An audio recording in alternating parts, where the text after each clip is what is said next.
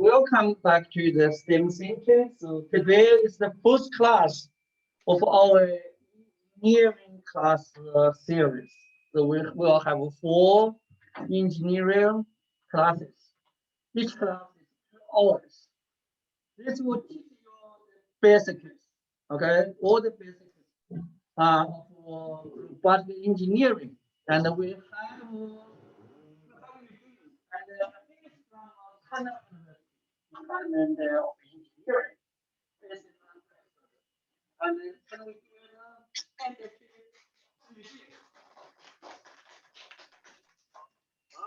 So we can use the TV if you let me open the door. We can use the TV, and if you really feel it's better for you to use the Zoom, you can still use the Zoom. Okay, it's usual. It is the usual RCPG Zoom. Here, you have a friend here. Sit close to me. Okay, so you can.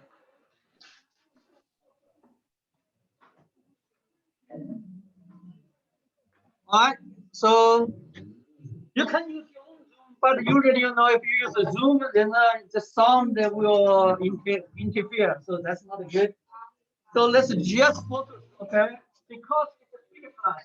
It's a big class. And we do not usually have this kind of opportunity. I want you guys to be very focused. And I want you guys to ask a question. You can raise your hand, okay? Ask your question. So I'm going to monitor. Now, before I start the class, anyone has a question before I start it? Anyone has a question? Okay, if you do not have a question, now turn the class to Eugene.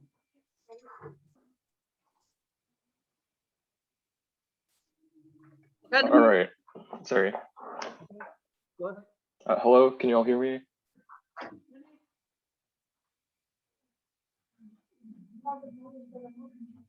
Can you hear me?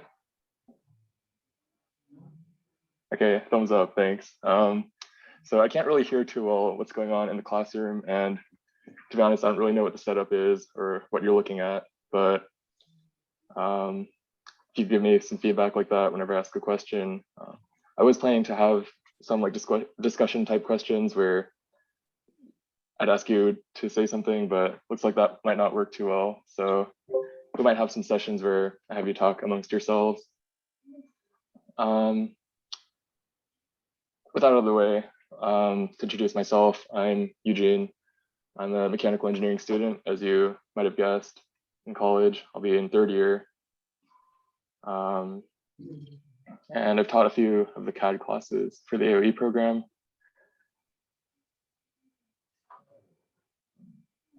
So as far as what I know about you, I imagine most, if not all of you, are part of this kind of student robotics team, which sounds pretty exciting.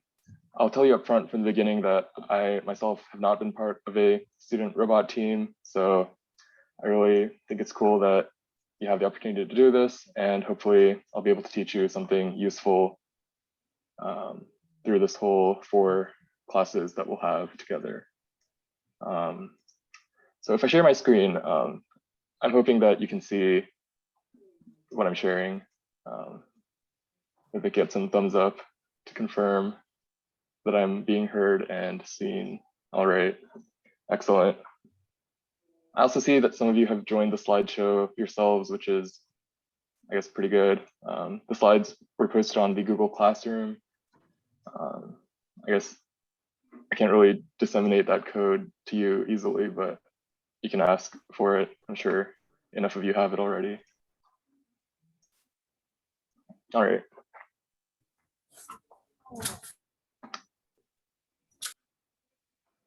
So let's get started. For the beginning, I'll mostly be talking to you, going through some slides. And if you have questions at any point, I see some people are joining the Zoom meeting. I'm not sure if most of you will be. So feel free to post a question in the chat there, or since I can't really hear you that well through Zoom, we'll have to find some way to ask questions. Maybe you can ask them to one of the, maybe Dr. Yang, and at some point in the middle, I can pause and take questions at those times. Yes.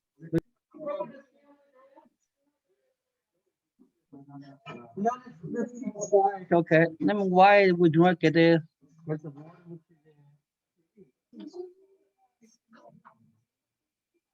Sorry, I don't really know what's going on. I can't hear anything. Is everything okay?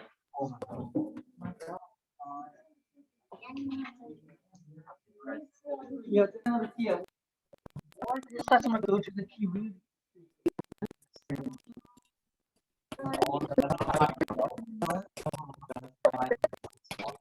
That's the highest volume I already.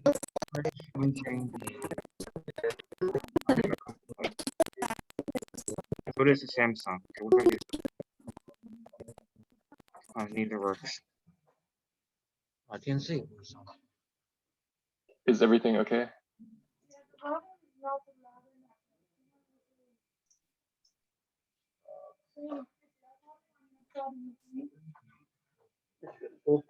Right.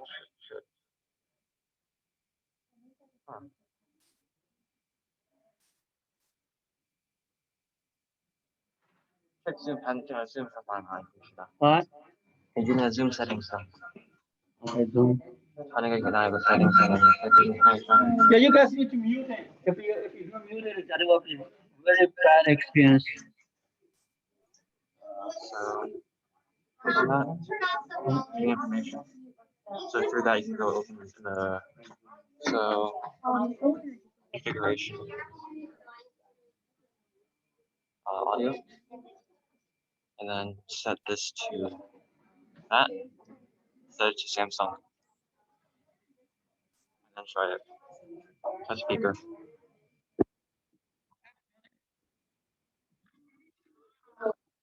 Okay, can you try it, Eugene? Hello? Yeah, no, good. Good. You can go ahead now. Okay, was I being heard before? Yeah, you can restart. What happened? Okay, well, I haven't said anything too important yet, so I guess hello again. If you missed anything, I don't really know too much what's going on over there, but I hope you're all okay. All right, yeah, I can see the classroom and the little thumbnail.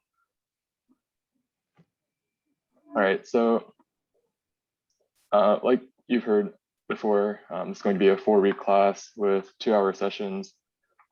My goal here is just kind of to introduce you to some of the concepts and ideas that are important for mechanical engineering, specifically mechanical design, since they'll probably be useful to you as you work on robotics teams.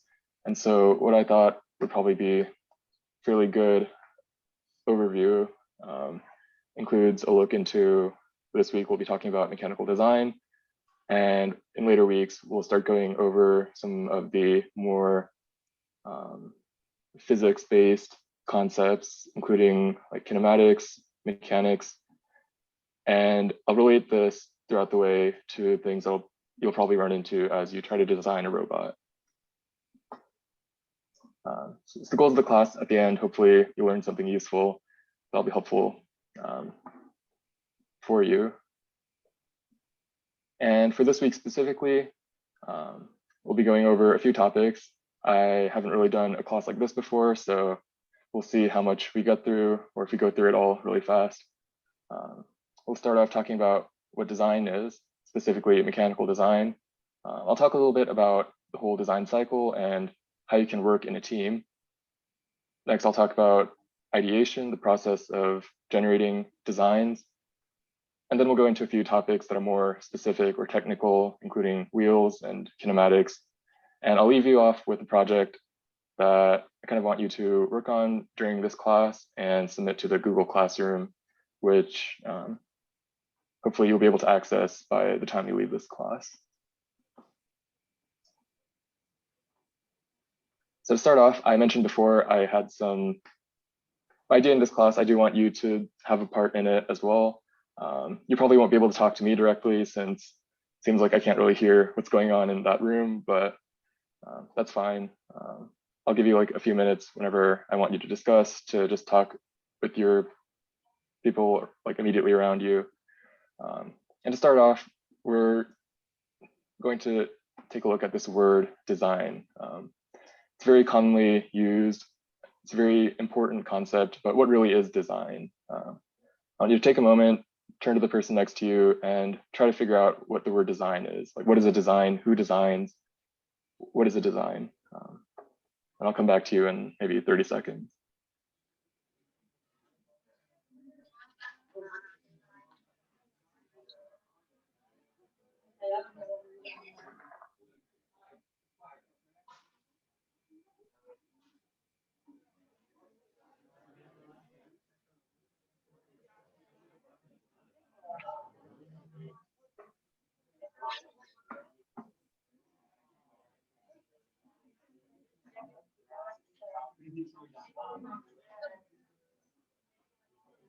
I'm going on streaming.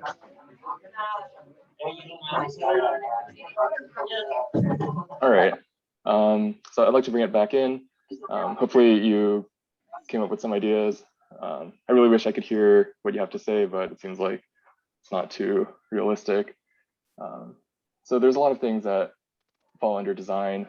Every object that is man-made has some design that goes into it, whether it's the laptops that you're using or the handles on the doors that you use.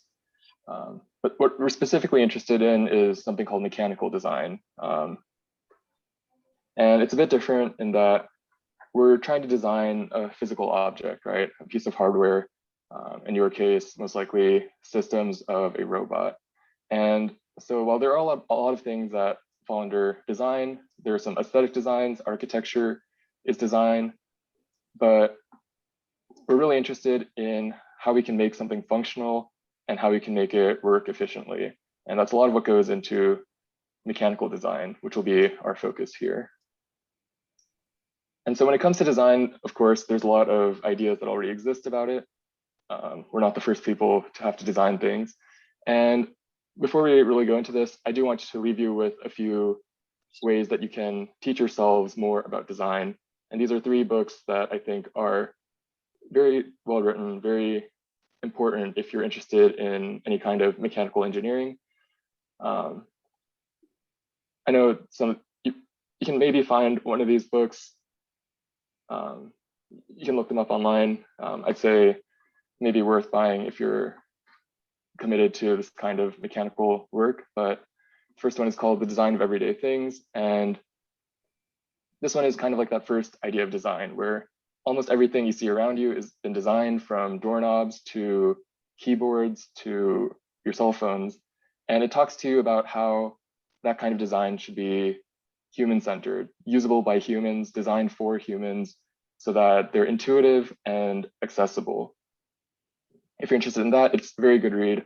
The other 2 books are much more technical.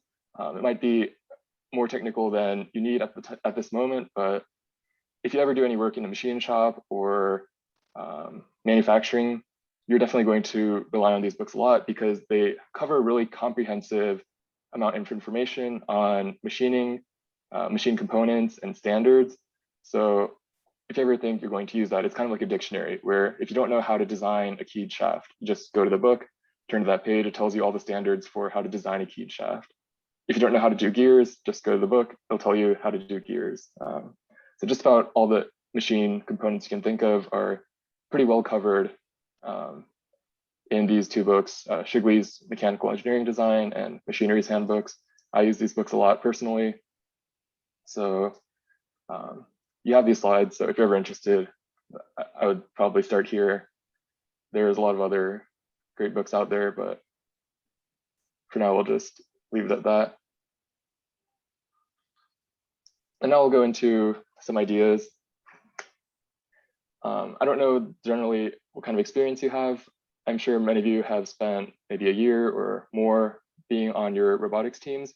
And if that's the case, I don't know how long your design cycles are, but you've maybe seen the entire development of a robot from the design to the manufacturing to the assembly to the testing and competition phase. And so that entire process of bringing a robot from nothing into a competition entering robot, that's something we'd call a design cycle. And in every industry, you kind of have this design cycle, even if it's not hardware related, even like software goes through a design cycle. So if you work for some kind of company or in the industry, sorry, hello? If you need my attention, say something, I'm not really sure. Like I can't hear, so I'm relying on visual cues to know if I need to stop.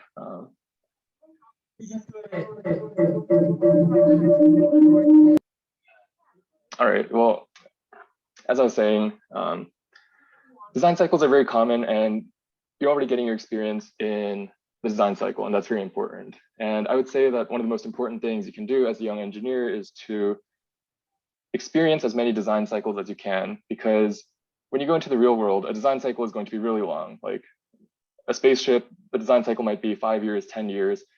You might spend an entire career just working on a single phase within the design cycle. But when you're young, you might go through a very fast design cycle. If you're doing student competitions, you have a yearly design cycle where every year you're pumping out a new robot. And it's really valuable since you can see every phase of what needs to be done. So in a typical structured fashion, you might go through some of these phases. I'd strongly recommend using some of these design review concepts, which I'll be talking about, since they're a great way to structure your activity and make sure you're organized and working on things in a timely manner. And so these words you'll see a lot as you go in your careers, but the first is preliminary design review, where the idea is you're putting together your first ideas into a fashion that you can show to your peers and have them understand what you're trying to say, right? Maybe you're responsible for a specific subsystem in the robot. You're responsible for designing the wheels, maybe, or the wheel assembly. Your preliminary design review would be telling your peers about this idea you have for a 6-wheeled robot, and you show them your drafts and your preliminary CAD models and things like that. So you'd go through this design review. Next, you go to maybe, depending on how long the cycle is, maybe a few months later, you'd be continuing to work on your project, and then you go to the critical phase, the critical design review, where maybe during the PDR, your peers said, oh, the 6-wheel robot isn't very good, it's too heavy, we don't really want to do it. So you go back, you make some design changes, and you make a very polished, maybe not polished, but a much more mature design of a 4-wheeled robot. You know all the parts you're going to need, you know what kind of wheels they're going to be, and you present your critical design. So you have this second meeting, a few more months pass, and you'll bring yourself to the final design review, where you should be completely finished with your design. Everything should be as close as possible to being correct and analyzed and ready. And after this design review, you check for any last minute things that were missed, but then you should go straight to manufacturing, assembly, which I'm sure you're familiar with. And from there, you can go into testing and so forth. So that's an example of a fairly common design cycle. I'd really suggest, if you don't already, to try to have these meetings with your peers to make sure that you're on schedule, maybe plan out some days in advance where you can say like July 13th, that's the PDR day, and make sure you meet your goals by that day. The next thing, I know perhaps you already have an existing team structure, but this is some really useful advice that seems kind of, it doesn't seem as useful as it really is. And a lot of people always told me like, there's these best practices that you need to have when you work in a team. And I always kind of brushed it off because I'll just deal with the people I have to work with, right? But if you really buy into this and you really understand what it takes to work with people, it'll really make you a more productive group as a whole. And the really important thing is to be organized. Every person on a team should really know what they need to be doing, what their role is, and who they're reporting to. If they have some issues, who should they talk to? If they need help, who should they talk to? As long as all of that is clear, the teamwork will go a lot more smoothly and everyone will be less sad. One thing I'd recommend having is something like an organizational chart where you have a reference for who are the leaders for these subsystems, who are the members, who should report to them, who's responsible for whatever significant tasks that you have allocated. For example, you might have like maybe a sub-team lead for each of your subsystems, like the drivetrains and the chassis. You might have someone who's responsible for purchasing, and so you should direct all purchasing related inquiries to that person. Having something like this is very useful. And the other thing I kind of want to sell you on, which this is one of the things that I didn't really believe in until I tried it, is the team contract, where when you start out from the outset of forming a team and you're going to have to work with this team for a while, I'd recommend getting together, having your first meeting be drafting a team contract, where you get together and you write a document about what each of the team members has to do, what their role is, maybe put in that organizational chart. You want to decide the mode of all of your meetings, maybe set your meeting times. And this one's really important, I think. Determine what you're going to do when people aren't able to meet their deliverables for the team, because inevitably that's going to happen. And when it happens, people are going to be a lot more maybe emotional in the moment. And so it's really good to have this kind of thing agreed upon beforehand, like how you're going to address the situation, what you're going to say, things like that, to be taken care of as you start the team, rather than when you're trying to meet deadlines and everyone's in a rush. So just keep this in the back of your mind. Next time you start a group project, maybe consider it. I would say it would probably save you a lot of trouble. So all of that was a bit general concepts. Now we're going to go into the first kind of tool that I want to impart upon you, which is kind of before the PDR stage. So before you start your preliminary designs, you kind of need to come up with some designs. And where do ideas come from, right? Everyone will get ideas eventually if they just sit in a room, if they lock themselves up and they stare at a piece of paper long enough. The fact is that ideas will come to you. And the real challenge is making yourself actually sit there long enough for the ideas to come, because it's really hard. It's really easy to just think, it's too hard to come up with an idea, I don't know what I'm doing, and give up early. And so this is why we have the strategy that I think is really useful. This is one that I've used before. It's called Crazy Eights. And the idea is you sit down, you set a timer for 8 minutes, and for those 8 minutes, you do nothing but stare at a piece of paper and try to generate 8 ideas to address a prompt. So you might just like draw some lines on your paper to make 8 boxes. And the idea here is reaching 8 ideas. And it might seem easy right now. Like 8 minutes, that's so much time. I can easily come up with 8 ideas. But when you sit down and do it, you might find that you have a lot of mental blocks that prevent you from putting things on paper that could potentially be good ideas. So this class, I'm going to have you go through this exercise later on, kind of our first activity. I'll give you the full 8 minutes and hopefully you have paper and writing utensils. But I kind of want to show you that this can be a pretty good way to produce ideas you didn't know you had in you. And from there, of course, the ideas might not be perfect or usable, but there'll be something. And that's where I usually suggest turning to group brainstorming, where you talk to the people around you, your peers, and you refine your collective list of ideas. You should have so many, there's 8 per person. So surely within that, there's something usable.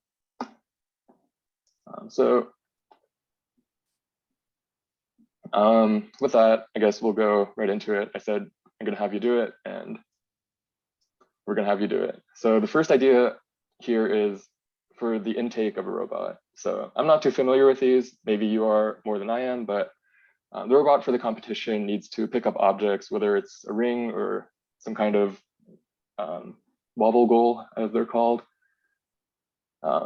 And I guess mainly for the rings or other blocks that may be scattered around the play area, your robot needs to be able to pick them up. And the way to pick them up is called an intake, I suppose. And so what I want to charge you with is generating ideas for an intake. the problem statement, you need to pick up a ring 5 inches in diameter about.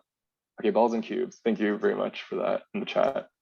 So let's say balls and cubes.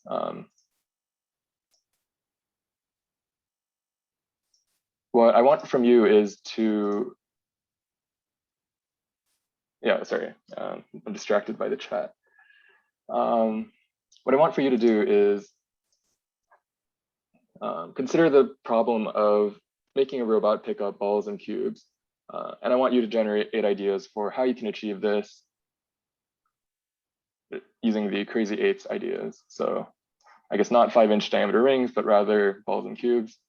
I'm guessing you have a better idea of what that is or what that looks like. I do want you to think a little bit about like what parts the device will need, maybe a little bit made of, but I'll give you 8 minutes starting shortly on a piece of paper. So get out a piece of paper if you haven't already, and I want you to just block out 8 squares on that piece of paper.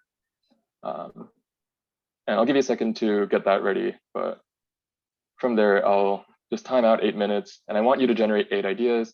Remember, the concept here is you have to reach 8 ideas no matter what. And that's kind of what makes it very difficult, because it seems like you have a lot of time, but at first you'll run into a few blocks, right? So you need to work through those blocks and just put 8 ideas on paper, no matter how much you might doubt that it's feasible. The idea is to fill the page with as much detail, with as much information as you can. So hopefully you have your piece of paper ready. I'm going to start the timer. Your 8 minutes begins now.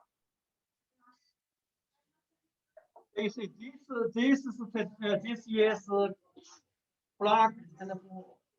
So we have this block, this ball. We need to be able to take it in. That's for the intake.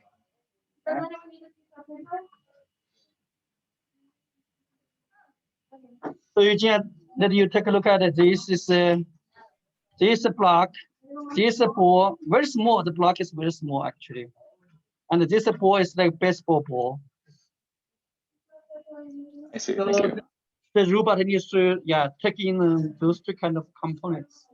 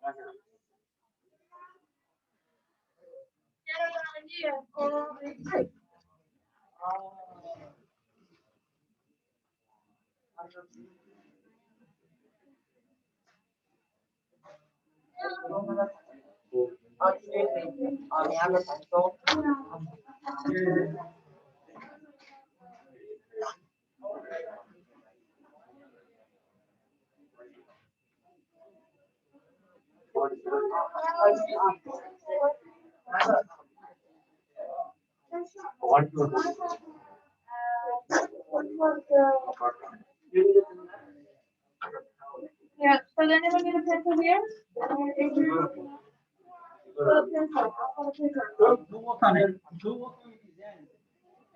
Yeah, work together. This idea, you can brainstorm together. You write an idea on the paper.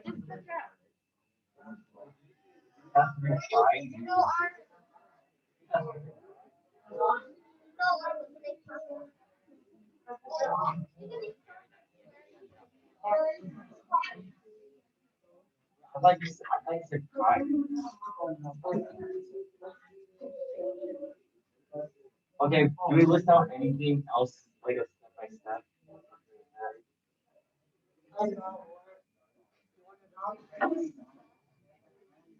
What parts do you robot need?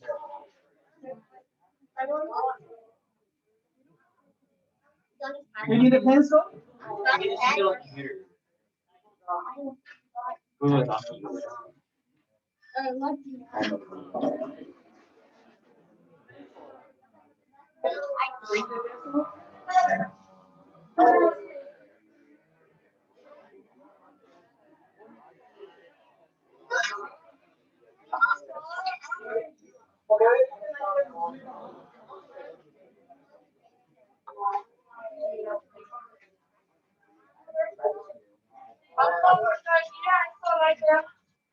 Every table needs to come with come up with an idea.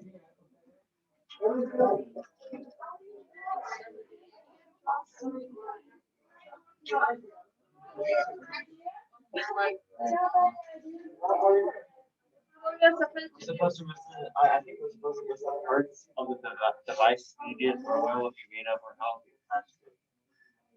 Is that what we're doing?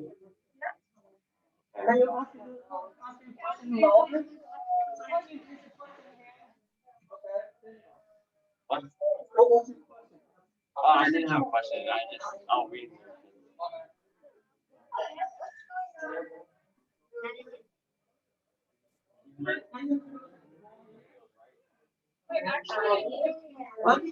Okay. Have a flash, have a bowl. Okay.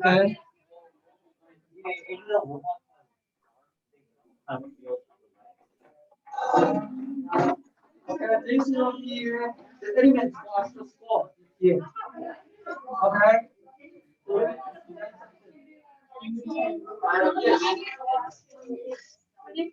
Like you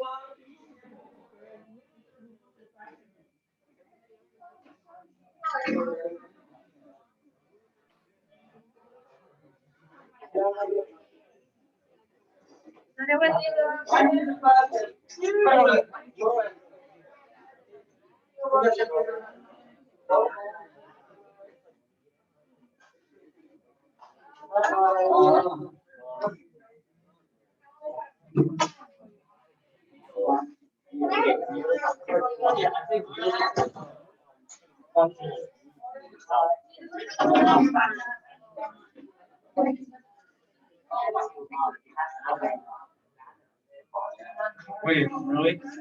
Wait,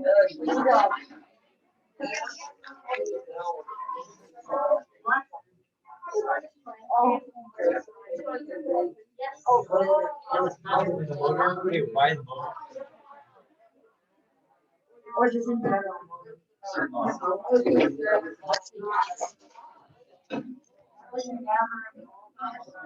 Just letting everyone know, the timer is at 6 minutes, so you have 2 minutes left. Remember, the goal is to fill out 8 ideas, so you have 2 minutes. If you have a lot left, just try to fill out those 8. You only have 2 minutes. Yeah.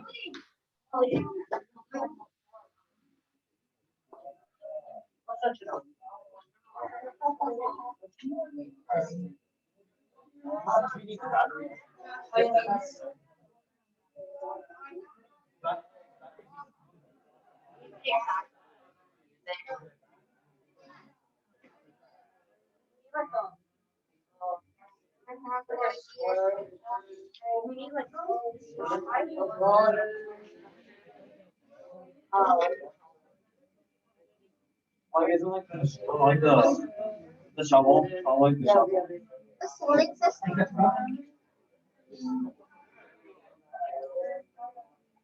Okay, you have 1 minute left to reach 8 ideas.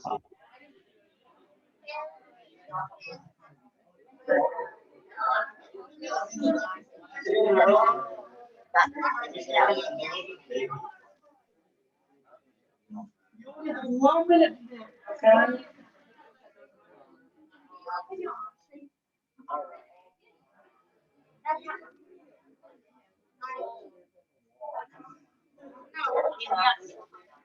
Okay, you have 30 seconds left to reach 8 ideas.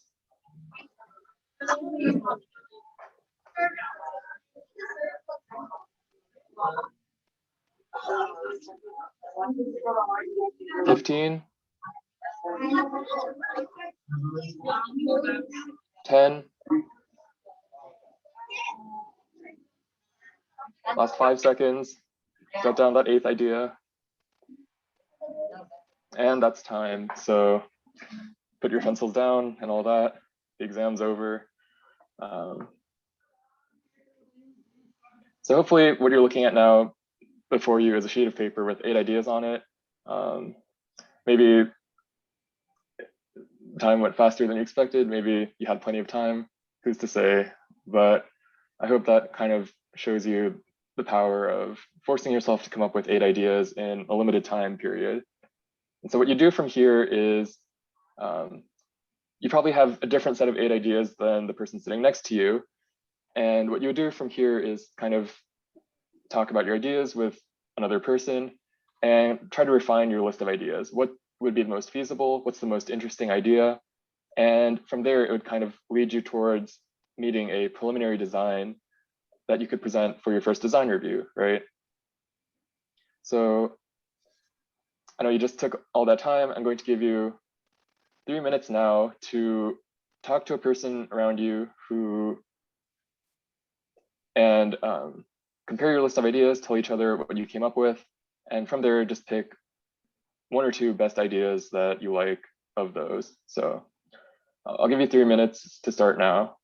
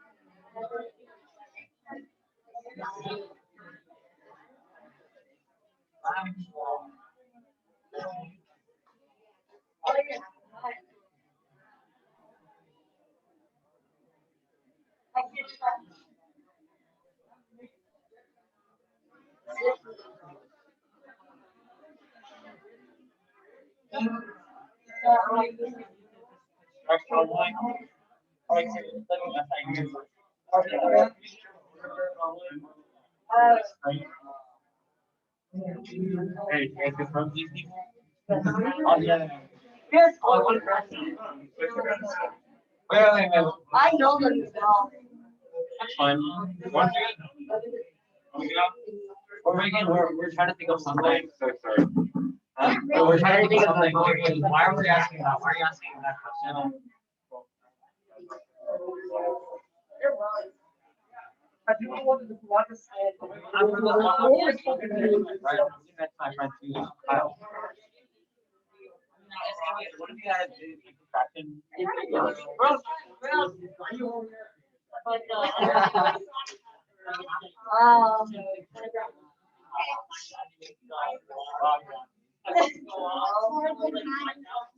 Right, in 30 seconds, we'll bring it back.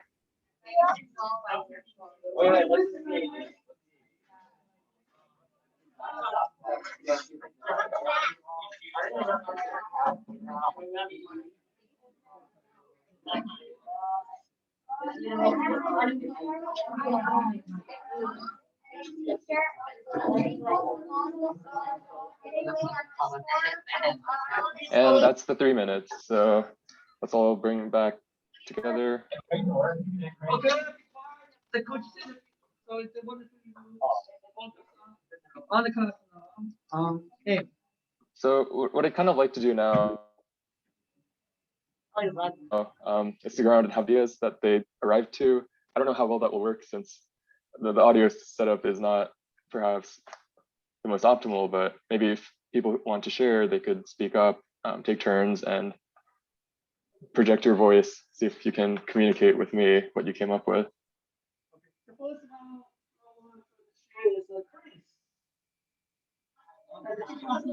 idea. Okay, can you talk about that? Do you have any?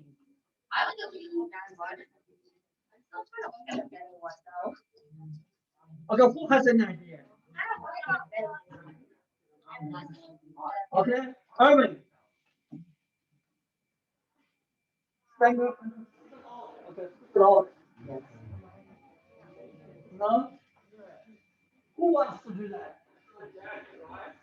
Do you want to do it? Anybody idea? No. Why don't you try to pick up A? Wow. So I'm using Well, the speaker all this, so that you can hear you.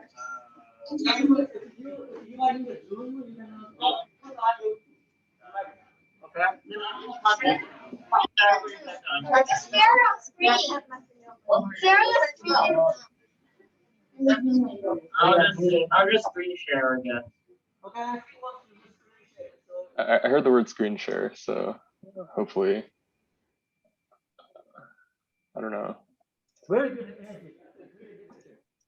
Go ahead. All right, nice, it works. Yeah, I love it. An illustration. Oh yeah, it's a good thing. Whoa. You got to be quiet. Let Eric has the opportunity to talk about this idea, okay? So the idea of this is from like the season that I guess the elements come from. One of the things used for slider mechanism that can like open and pull the and then the idea was to use it the surgical field intake just so you can that's just basic thing.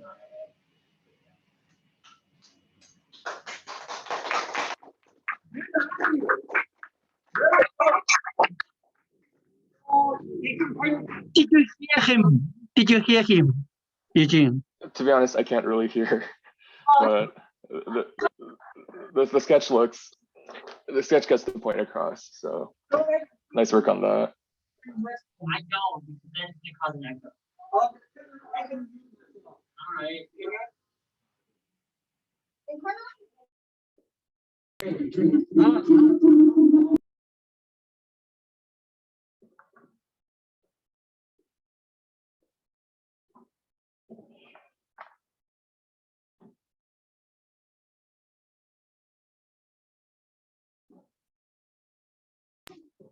So okay, can you hear me? Just nod your head. Yep, that's okay. great. So the idea was from the Robotics season from the video of the tournament. A lot of teams use like a sliding mechanism to like slide outwards and then go down and then pull balls in and cubes it. So then the idea is once you pulled them in, you would use the surgical tube intake to intake them up or like intake into like a slider or like an elevator, whatever barrel you're going to use for the next step. But that was the main idea of the design. But yeah. Yeah, all right, that sounds good. Thanks for sharing. Maybe you should unmute your thing here now.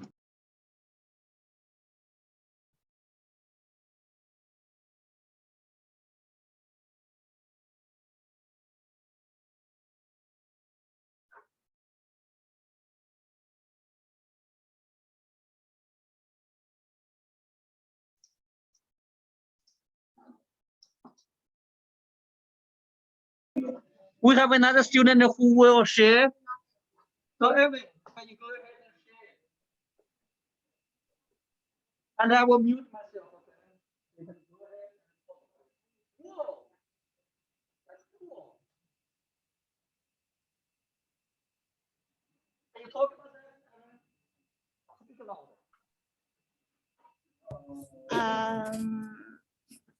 So this is a surgical tube intake, and it sweeps the balls and cubes in, and then it dumps it out from here.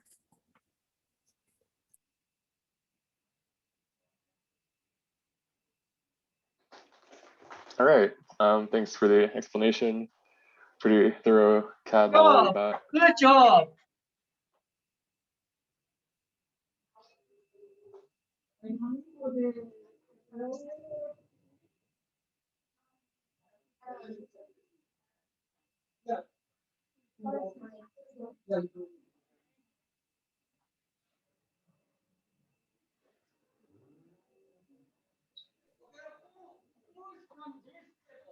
Well, from this table.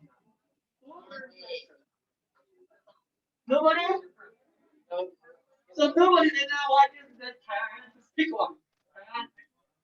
Yeah.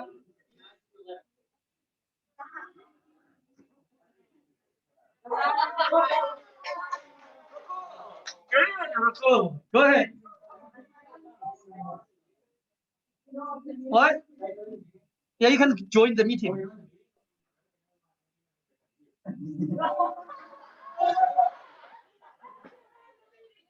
Okay, can you join the meeting so you can share?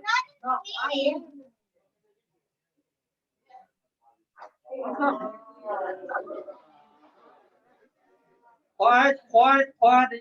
Eddie did a good job, and Irvin did a good job. Now this table, okay? This table. So record. Who? Raymond, right? Raymond, go ahead. Do you have something to share? Go ahead and share your screen.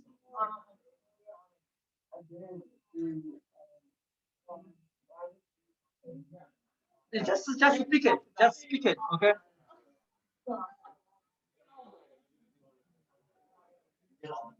Why, okay? Going to see. Okay, so first it's gonna be like a 3D semicircle. So two sides are gonna have arms, and then another two sides are gonna have like ring shooters, which will no ball shooters, which would if you put one on one end, it'll shoot out the other, and then two of them are the exact same. You guys think it's good? I'm just discussing an idea. Encourage an idea. That's not an idea. So next step, Raymond, put it on paper, okay? That table now. That table. So yeah,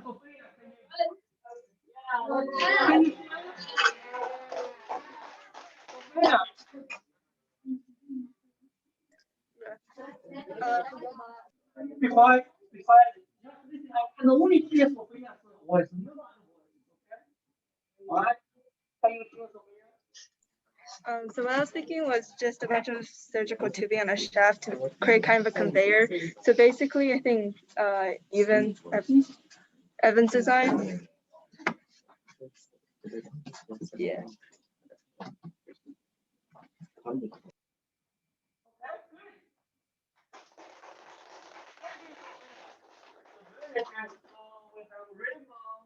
Sophia, and we have Irvin and we have Ed to represent each table, and you did a great job. So let's return the class back to Eugene. All right. All right. Well, thank you to everyone who shared. Hopefully you learned a technique that can help you whenever you have to work on your own subsystem or whatever you do for your robotics team. So keep that in mind. The slides will be on the classroom for as long as that exists. I guess I was thinking 2 hours for class is a really long time. I know personally when I'm sitting in lecture, over an hour is kind of too much for me. So I do want to have a short intermission just for you to catch your breath, maybe get some water, whatever it is you do. Especially since you spent a lot of time talking. So when do you expect us back? Like 7:30, 7:40? I think like 5-minute break, and then we can get back to the class. So 7:25, Okay. we'll all come back. Yeah.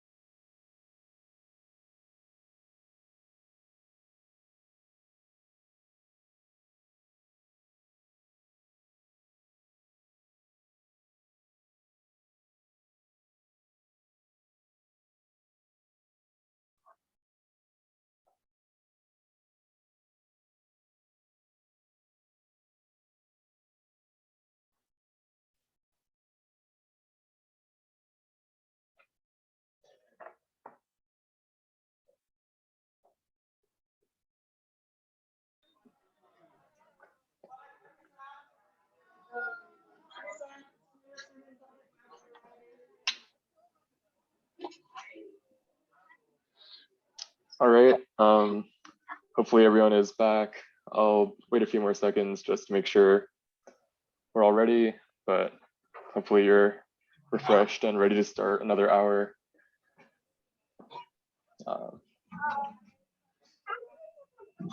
No game, okay? If I see you guys, if I see you playing game, I was taking computer. Close your game window. What?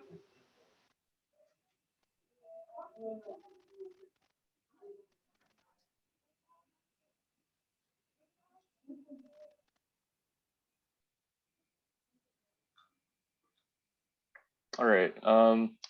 So for the second part of the class, we'll just be talking about a bit more of the technical side now. Up to now was a bit more the conceptual, how does design work?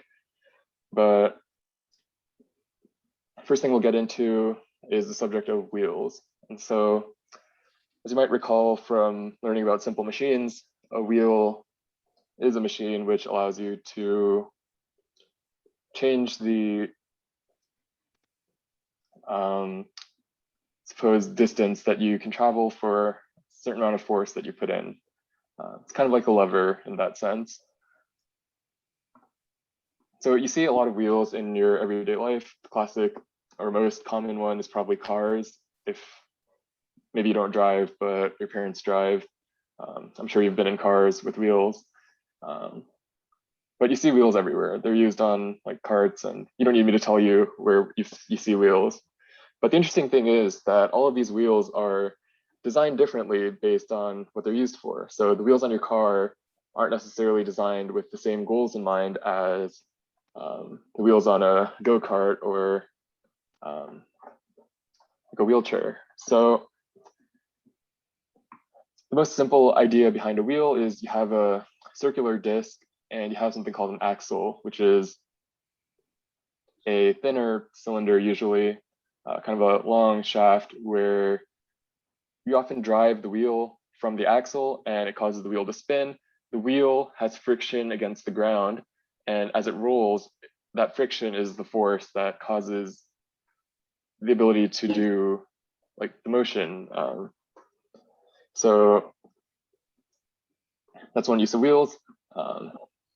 And I don't know how many of you are into cars, but the assembly to put wheels on a typical car is actually pretty interesting.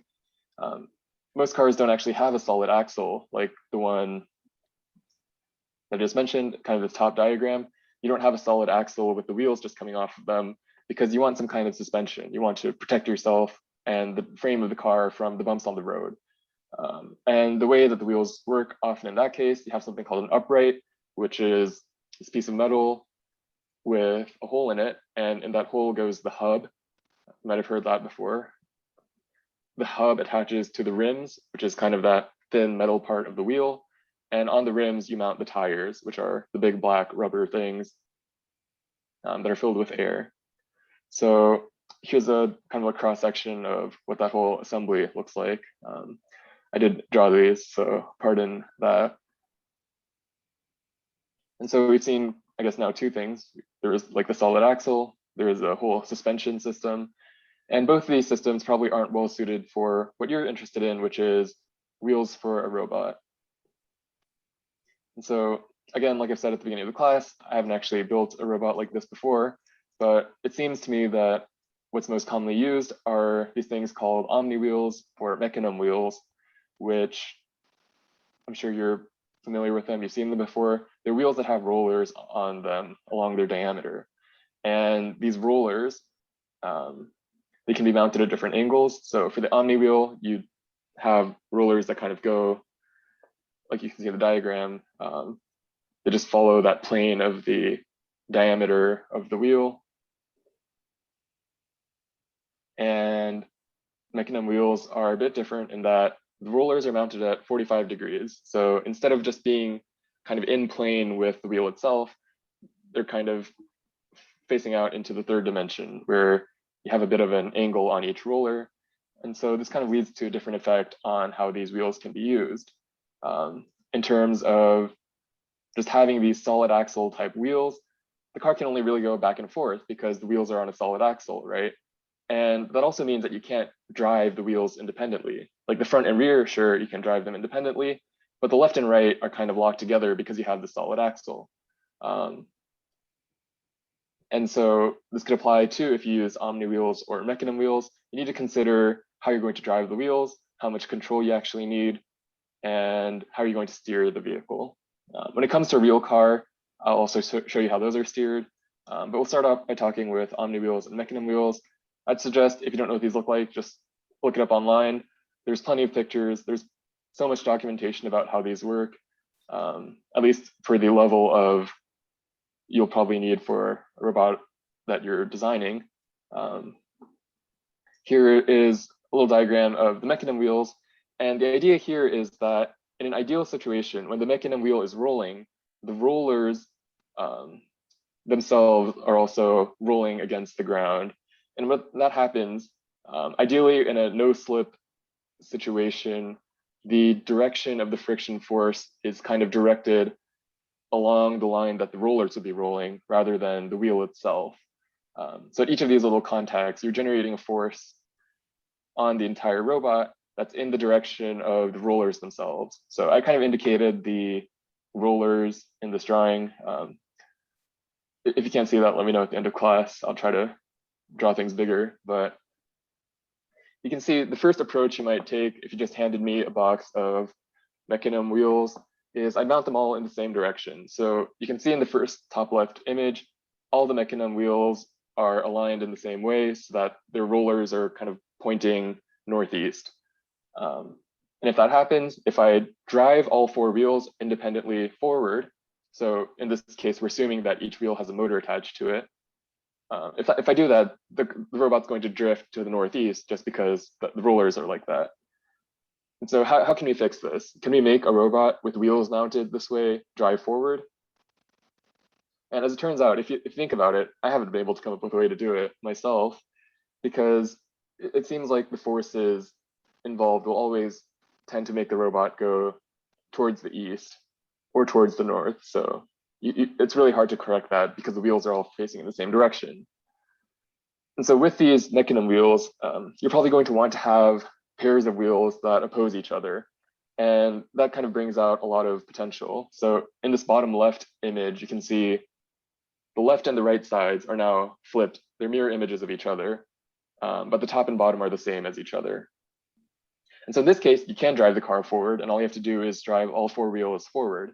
And when you do that, all of the forces will have a component in the forward direction, and the components that are in the left and right direction will kind of cancel each other out.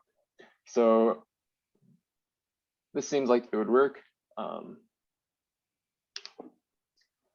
But we do kind of run into maybe some issues when we try to steer or move sideways. And so seems like the most common way to mount these Mechanim wheels is one of the formations on the right, where on the top you have all of the rollers kind of facing outwards from the center of the robot.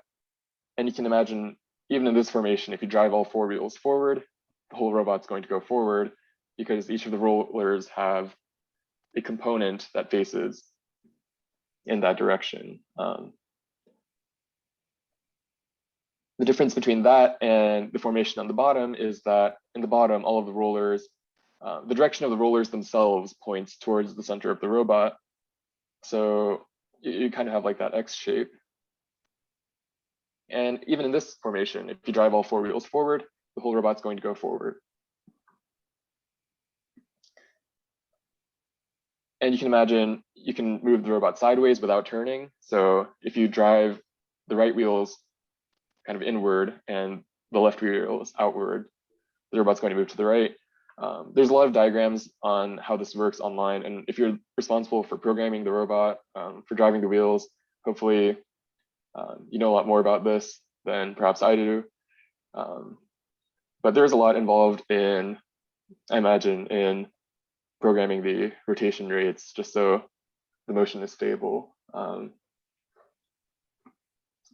so let's briefly consider the difference between the top formation here on the right and the bottom right formation, where in the top, the rollers are kind of all facing outwards. So they roll outwards. And in the bottom formation, they all kind of point inwards.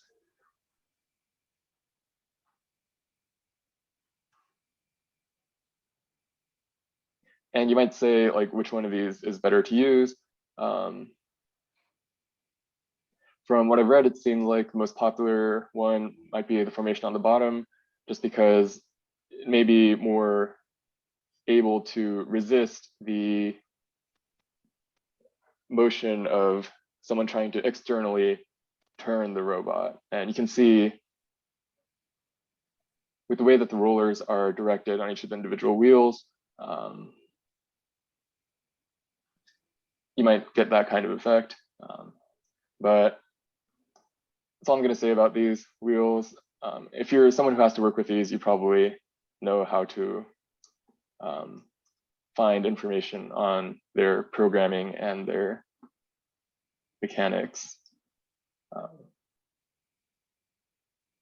So leaving that, we'll go into steering in general. And so I'm not sure how many of you know how a car is steered. From the user's perspective, they see a steering wheel, and if they turn the steering wheel to the left, the front wheels, they rotate to the left. If they turn the steering wheel to the right, the wheels rotate to the right. And how does that really occur? So this is one setup of how it works. I kind of sketched out the steering wheel here.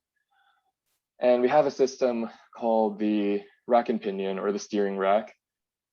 And the way it works is that when you turn the steering wheel, the entire steering column that's attached to the pinion will turn. And when you do that, the rack will be actuated, it'll move to the left or to the right.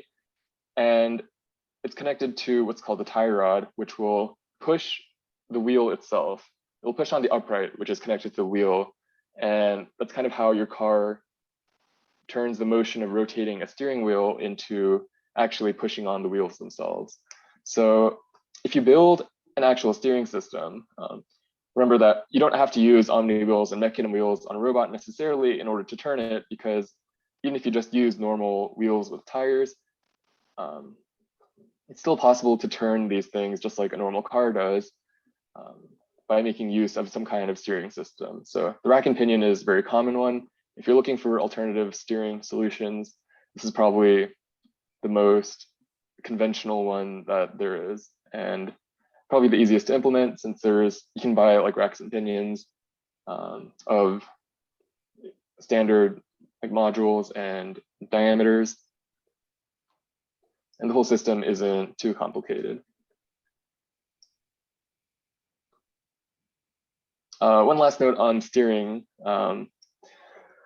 and the action of steering suggests that the robot is turning. In other words, there's a circle involved. And so when you turn something, the ultimate motion of that thing is going to be in a circle. And if there's one thing we know about circles, it's that they have a center.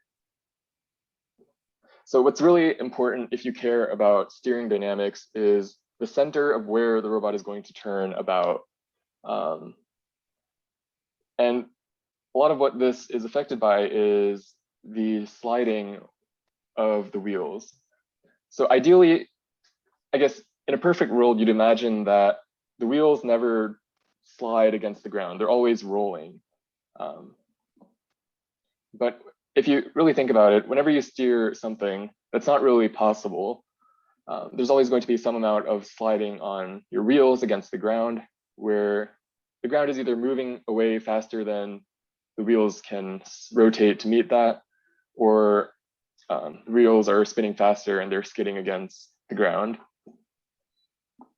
If you have this kind of static setup where the wheels themselves can't steer, you're just relying on driving the wheels separately so that the forces along the wheel generate kind of a rotating moment, then you're definitely going to end up with sliding, because it's just not possible for something like that to move without sliding in anything other than a straight line. So when you have this kind of setup, which is probably what you'll have for a robot, you kind of want to consider where the center of the turning will be for the robot. If you turn the left wheels forward and the right wheels backwards, the center of its turning is going to be somewhere in the middle of the robot, because the right side is being pushed back by the right wheels, the left side is being pushed forward by the left wheels, and that pair of forces, it kind of has the robot turn in its center. Of course, it's not going to be perfect. It depends on the weight distribution, on the tires, on the motors, the torque they're putting out, but that's kind of what you'd expect. But that's not the only way that you can turn this kind of setup. You can imagine if you just drive the left wheels and you leave the right wheel static, that's also going to cause a turning effect in the robot. There's no other way that it's not going to drive in a straight line if you do something like that. And so what you're going to have is a center of this turning that's not in the center of the robot. It's going to be somewhere farther off to the right. And so this can affect like your minimum steering radius and parameters like that, which you probably are concerned about when you're designing the steering for a robot. Now, if you do have a system where you actually steer the wheels, like a car, where the wheels themselves physically angle themselves differently, then you have a lot of interesting steering dynamics. And so you can imagine that the point the car is going to turn about kind of depends on the line where all of the axles, quote unquote, would intersect with each other. If you draw a line of action from the center of the wheel that's perpendicular to the wheel itself, and you just kind of draw that line, like I have these dashed lines in these images, they're all going to meet at various points. And the center of turning is going to be somewhere out in space.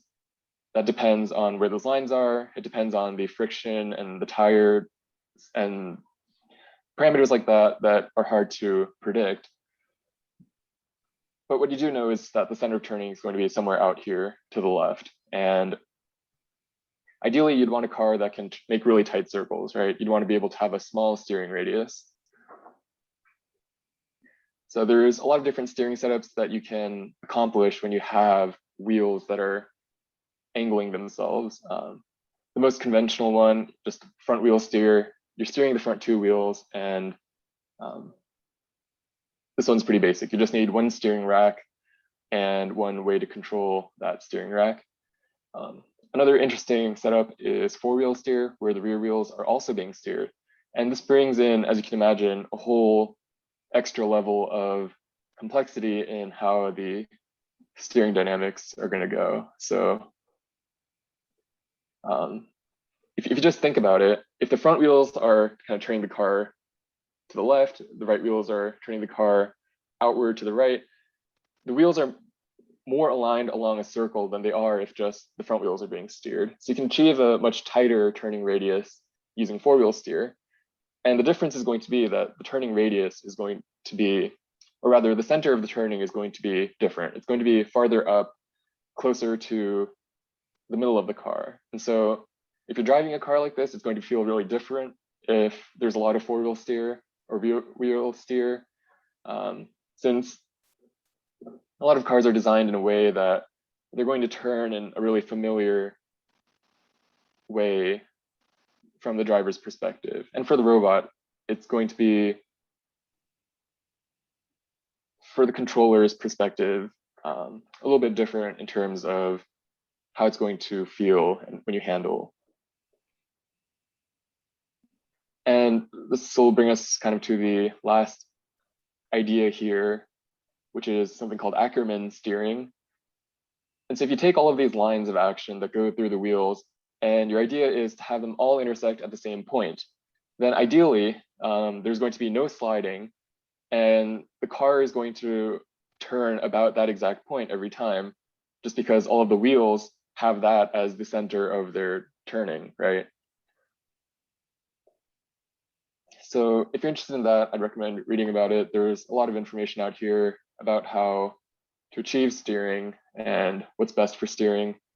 If that's something that interests you, definitely take a look, maybe bring it to your design reviews. But of course, you always have the option of going with the mechanism wheels, the Omni wheels. which are a bit more on the controls and programming intensive side rather than the mechanically intensive side. So whichever you're more familiar with.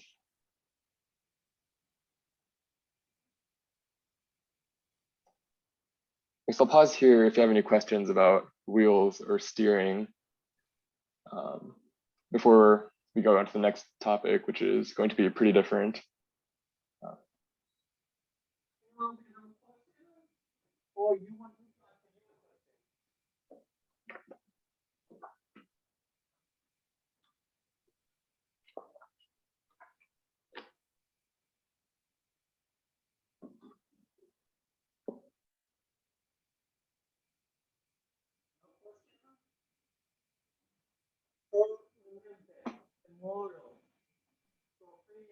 We'll come to teach us how to improve mechanical wheels. So far, the robot can move forward, backward, and can move sideways. So I will ask you guys to program first and we will demo how to program it. Okay? So if you come to the program tomorrow, to make it talking about the how it works. Tomorrow will be the day to be able to program it. Alright, so we see that's going to take so they can ask again if there's a question. So if there's a question, okay, so this table is a question.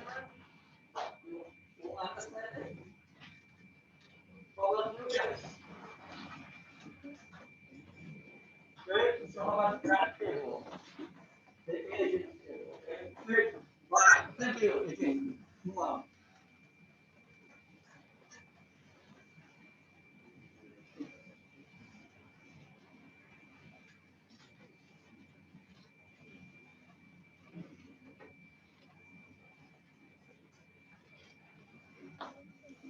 I'm not sure what was said, but if there are no questions, I can move on. Move on. Do you have a question?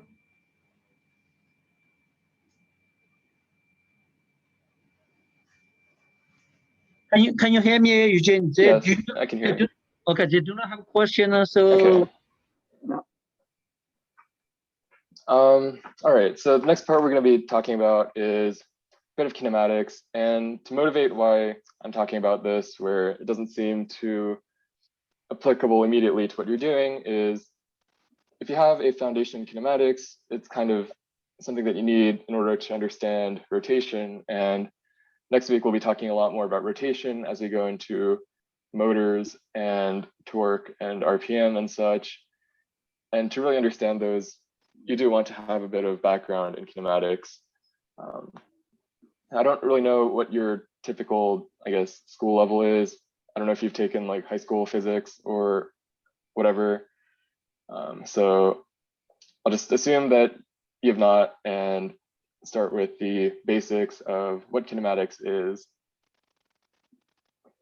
And so there are a few different ways that this word is used, but the way I'm using it, I'm referring to the study of how we describe motion. So we're not worried about where this motion comes from. We're not thinking about real objects per se. We're just thinking about an ideal mathematical way that we can describe motion. Everything's kind of imaginary. Right now, we're not going to worry about things like mass, but from a perfectly mathematical perspective, how can we describe things like where a robot is, how fast it's going, where is it going to be after a certain amount of time, given what we know about its current speed and acceleration. So I'll go into what those words mean in greater detail, starting with position. So hopefully most of you are familiar with standard Cartesian coordinates.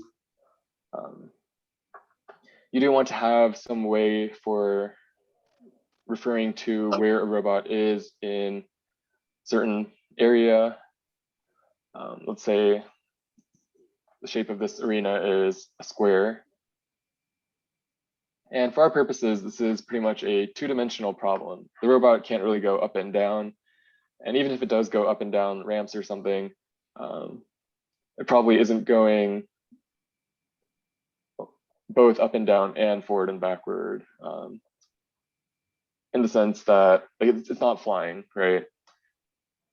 We're really only interested in the two directions, let's say north and south and east and west. So the way that we most conveniently refer to position is probably as a set of coordinate points that you're familiar with, usually from 0, 0, the origin, to some number of units to the right, some number of units upward. And with those two numbers, you can describe any point that exists inside of that arena. So here I drew out a small example of that. And you probably might have a system like this in the logic of the navigation code for the robot, where it has some idea of where it is in the arena at all times, and this might be represented maybe as a coordinate. So that's fairly useful, but on its own, it's not that useful. What we want next is the concept of speed. How fast is the robot going? So there are these two words, velocity and speed, and they have different meanings, which might not be completely clear if you haven't taken a formal physics class. Both of these terms kind of refer to a change in position over time. So the robot's not going to be standing still for the entirety of the competition. 10 seconds into the competition, it might be in one place. 15 seconds in, it's going to be somewhere else. And that change in position is what we're describing with speed. The difference between velocity and speed is that velocity is what we call a vector quantity, meaning that it has a direction. I'm not going to go into too much about working with vectors, but if you have the basis mathematically to do that, I'd recommend reading more about physics, since it'll really help you understand what you're doing when it comes to driving. But we'll consider here just the one-dimensional case where the robot can only move left and right. So I'll indicate the positive direction as being moving to the right. And so the difference between velocity and speed would be if I said the robot is moving at 5 feet per second, that's just a speed. If I say it's moving 5 feet per second to the right, then that's a velocity because I'm indicating a direction. And there's a bit more subtlety there, but I'll leave it at that. Just remember that if it has a velocity, or if it has a direction, I'm referring to a velocity. And if not, I'm talking about a speed. And the way that you'd go about calculating something like this is we're going to work with averages. So we can't know at every instant, at every millisecond, at every nanosecond, what the speed of the robot is, because that's going to be variable. It's going to depend on things like whatever bump that it hits in the road, the friction of a particular patch of the wheel against the ground. It's not something we can measure without a lot of instrumentation. But we don't really need to know that much detail about the velocity of the robot at every single moment in time. And in general, what we're really interested in is the average velocity and the average speed over a certain amount of time. So in the diagram in the bottom of that slide, you see that the robot has moved 2 feet over the course of 2 seconds. And the way that you call that speed is by taking the distance that it moved over 2 seconds and dividing it by 2 seconds. So it moved 2 feet in 2 seconds. So on average, over that time, it was moving at a rate of 1 foot per second. And that would be the speed. I could then add on that the robot is moving to the right. That's 1 foot per second towards the right, or the positive x direction. And that would be my velocity. So depending on how familiar you are with this, that may or may not be a lot to take in. I will briefly give you something to think about just to make sure you have this idea. since this is kind of the basis from which we can start talking about circular motion and rotation and RPM and such. Consider first a robot that's moving at a speed of 1 foot per second. Compared to its starting point, how far will the robot move in 5 seconds? So think about this for a second, and someone just yell out the answer. It's not too important that like you do the intense calculations, but someone can say it. 5 feet, excellent. And the way that you derive at that, it's moving at 1 foot per second, and it tells you that the speed is constant, and that's pretty important. It's moving at a constant speed, and you know the time, so it's pretty simple multiplication of the quantities, and you end up with 5 feet. And so, second question, let's say that you're observing someone else's robot, and you observe the robot at time 1, you observe the robot at time 2, and from time 1 to time 2, the robot has moved a total distance of 12 feet. That's what we call a displacement, right? A change in position of 12 feet. So if it took 3 seconds to travel that distance, what was the average speed of the robot? Or more accurately, the average velocity of the robot?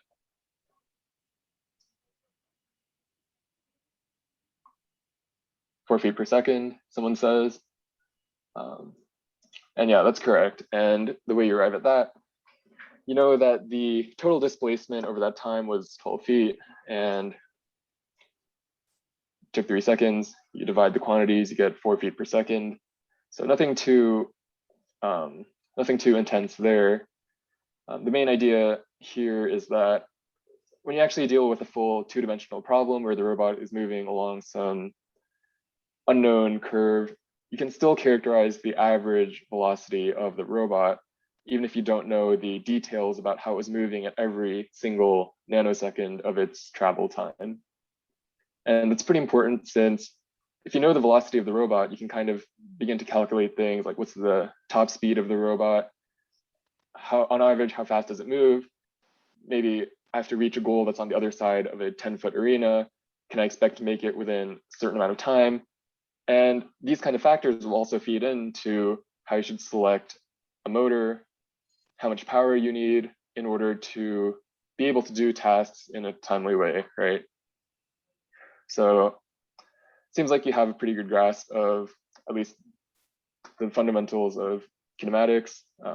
It's a fancy word for just describing motion mathematically. So what we're going to get into now is acceleration. This one's usually the trickiest one compared to position and velocity, but you can think of it as being to velocity what velocity is to displacement or position. We're thinking about how the velocity of the robot is changing over time. And so we're doing the same thing as we did with velocity. We're making observations at discrete time intervals. So time equals 0, we make a note of its speed. At time equals 1, we make a note of its speed. At time equals 2, we make a note of its speed.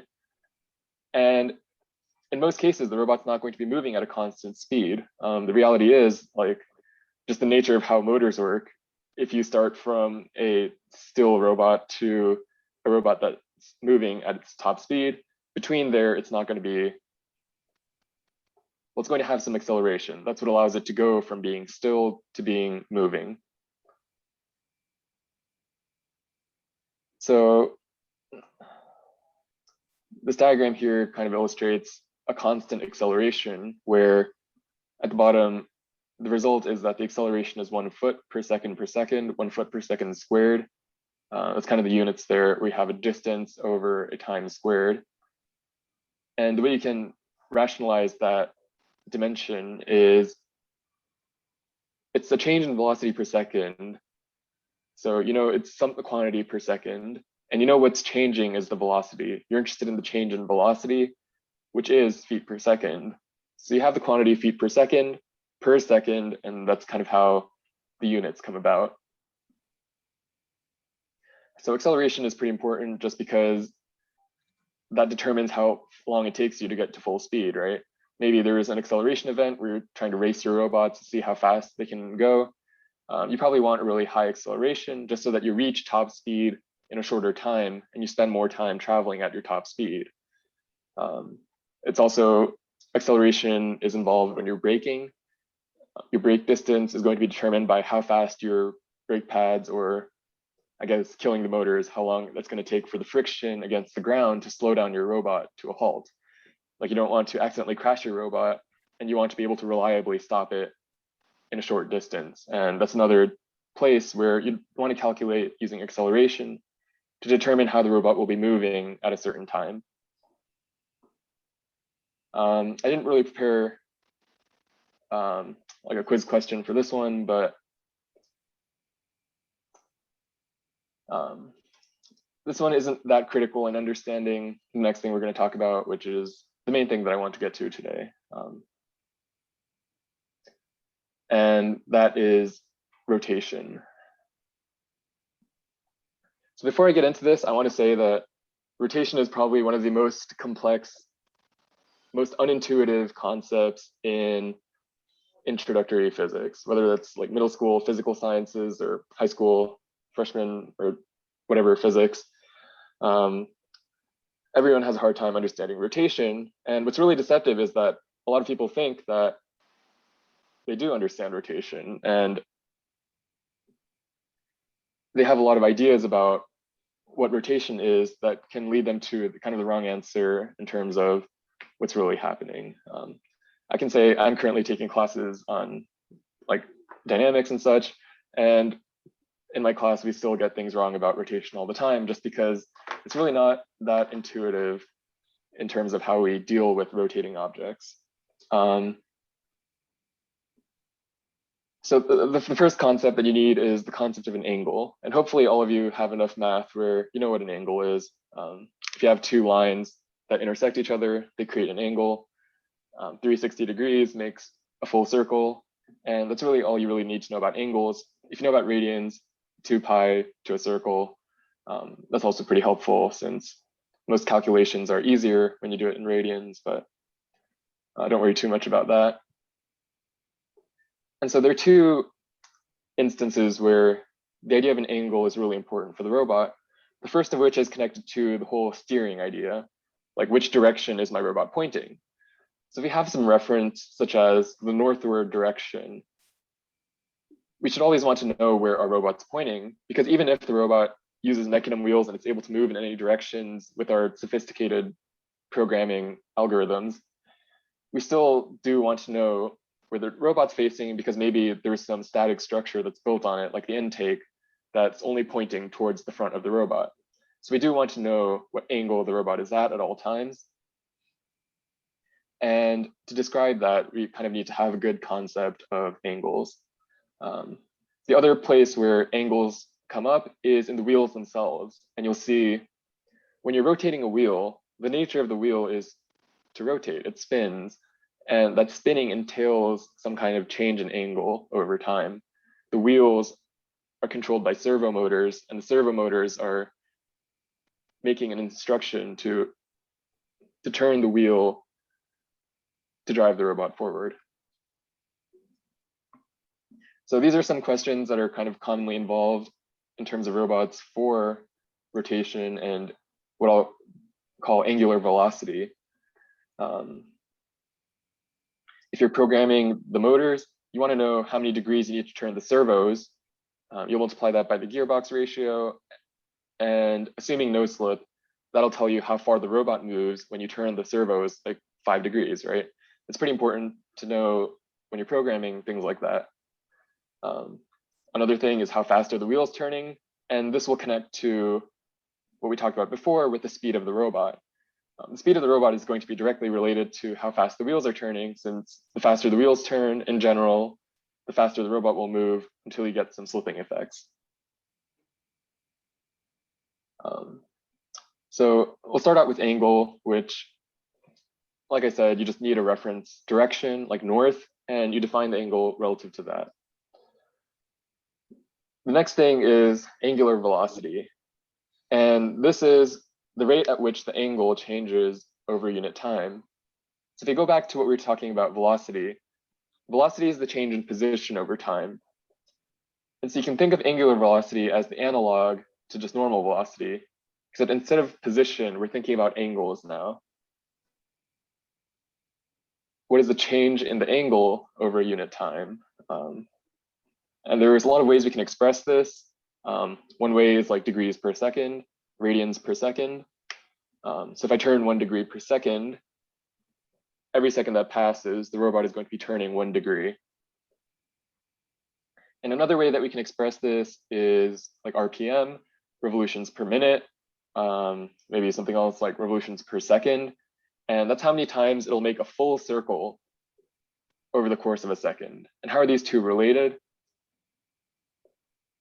A degree and a rotation are kind of dimensionally the same thing, where you need 360 degrees to make a full rotation. A full circle is 360 degrees. And so the only difference between a degree and a rotation is that factor of 360. So dimensionally speaking, we're dealing with the same thing here, an angle. And this all might be a lot to take in, listening to someone talking over some bullet points. These ones might be worth doing for yourself. I will ask you to hold off on saying what the answer is immediately in the chat, but take a moment to think about both of these questions. And I do want you to try to do this on your own, just to really grasp what we're talking about when we're talking about angular velocity. So consider first a robot that takes 2 seconds to turn its wheel 1 full revolution. So the wheel is spinning, spins, spins, it spins, and it returns to its original position. That's 1 full revolution, and it takes 2 seconds to do that. So how many degrees per second is that wheel turning at? And for the second one, I'll say one of the robot's wheels is turning at 36 degrees per second. So what is the revolutions per second of that wheel? In 1 second, how many revolutions, or what fraction of a revolution will the wheel make? So I'll wait a bit before I say anything about this. I see some people are messaging me, which is fine. Just like message it to me. And I'm sure some of you have had experience with this kind of math. I mean, you certainly have, based on the answers. So it's good to hear. Let me look at some of these answers.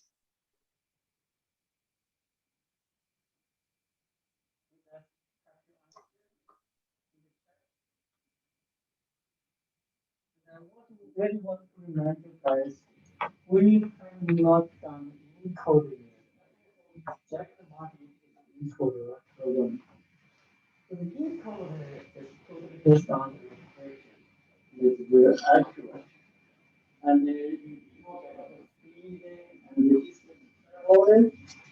And in your programming, you use the frequent market. That's but in the traditional level, we use encoder. How do you real speed called more accurate? So we are not doing the encoder in those supporting classes. And we can also do encoder program as well. Okay. Okay. You answer it?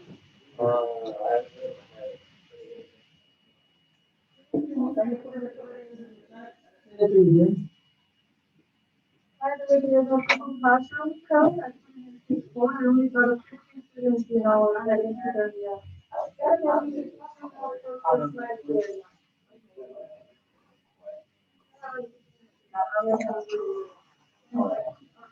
Okay, everyone, can you give the answer to the part of it, okay?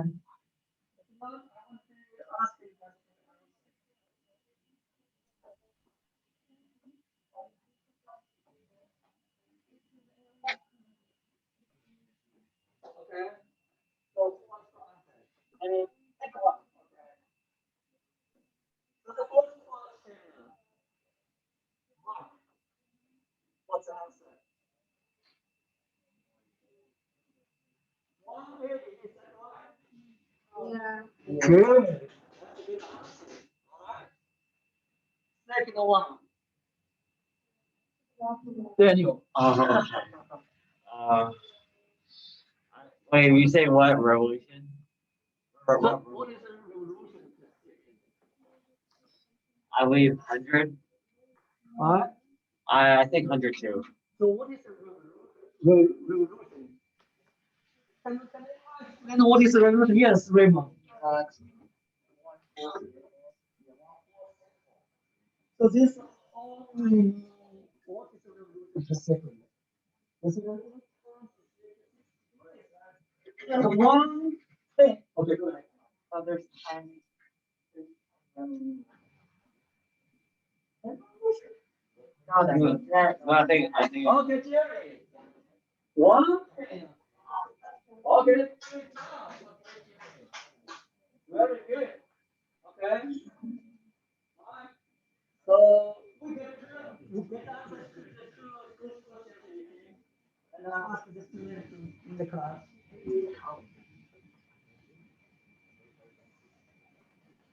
What I ask the students the community one answer. The first one, 180. The second one, 1 thing. Sure, yeah.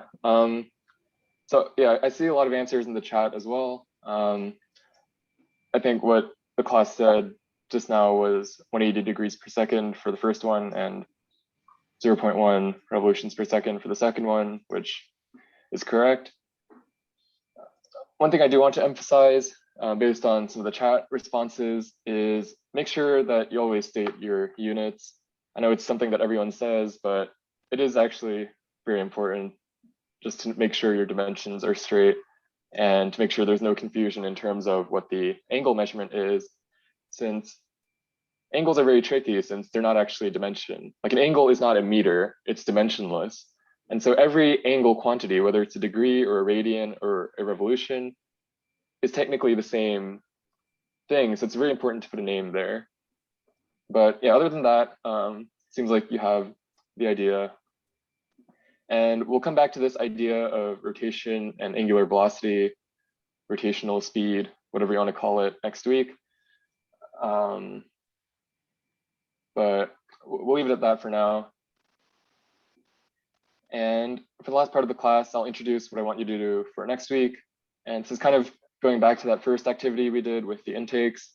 The idea is to design a machine to pick up an object. It's a very similar prompt to the activity we did when we were talking about ideation with Crazy Eights, but it's more general, just to pick up various objects. So there are 4 examples here: a sphere, so a ball, a cube, a ring, and a disk. And you want to be able to pick up all 4 of these different types of objects. So it needs to be adaptable, it needs to be versatile. And so what I want you to do, I guess we have some time at the end of this class, so you can start now, but I want you to first do some brainstorming. So again, go through that exercise of Crazy Eights, set yourself a timer for 8 minutes, and on a piece of paper, just generate those 8 ideas by yourself. After that, go back, look at your ideas, pick the best idea. And from there, I want you to do the second thing, which is coming up with a kind of preliminary design. And in terms of what that consists of, I want you to describe what the design is in words as clearly as you can. Pretend you're submitting this like as an application for me to fund your project. Like, why should I give you money to make this design? You want me to describe to me clearly what it does, what it is. I do want you to try to sketch your design. I know the response to that will be like, I'm not an artist, maybe. I know a lot of people say that when they're told to draw things, but as an engineer, it's really important to be able to draw even the most basic picture that gets your idea across. Like they say, a picture is worth 1,000 words, right? And that's really the case when you're trying to convey an idea for a novel concept, since you're the first person to think of this idea. So you're the only one who knows what it'll look like. It's really hard for people to kind of intuit what you mean when you're describing things, even if your explanation is pretty clear. And when you have all of this, it's kind of going to be a concept that would be ready if you were to do a kind of preliminary design review, a PDR, as I've been saying throughout this. And so I want you to do this. I guess you have some time at the end of this class right now to start working on this. And I want you to submit it to the Google Classroom where I created an assignment. Just submit like your write-up of what your idea is and a picture of what you did. You can draw it by hand on a piece of paper, just take a picture of it, or do it in MS Paint like one of the students did earlier today. The quality of the drawing is not important, but what's important is being able to convey an idea using that drawing. And so for the rest of the class, I'll leave you to begin the project. Maybe you can knock most of it out before you leave. And I'll also open the floor to any questions that you have about any of the topics that we talked about today, whether design, I guess ideation, wheels, steering, or kinematics. And if you want to see these slides, they're on the Google Classroom as well. So you can read the description, make of it what you will, but that's where I'll leave you with.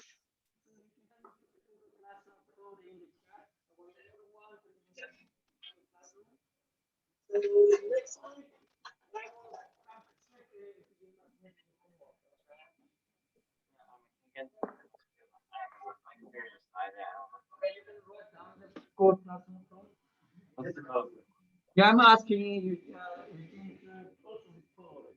What's the code?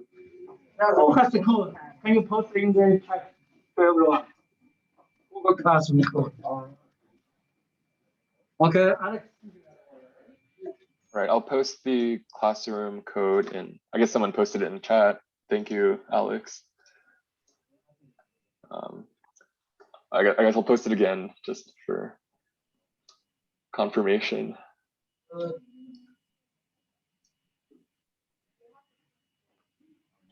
Yes, so dedicated Google Classroom, this is service class.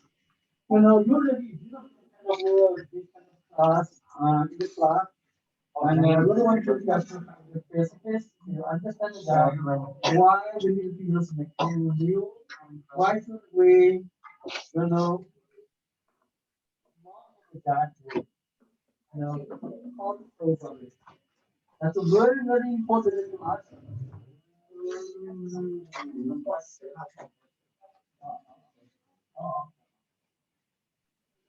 Okay, so please, okay.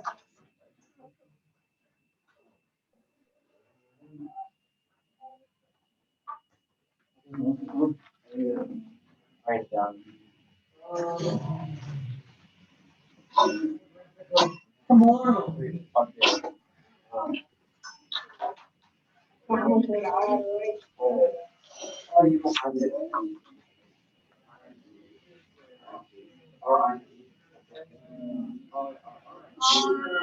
Eugene, I think we are good here, so I'm stopping recording, and it's a really great class. Thank you, Eugene. Okay.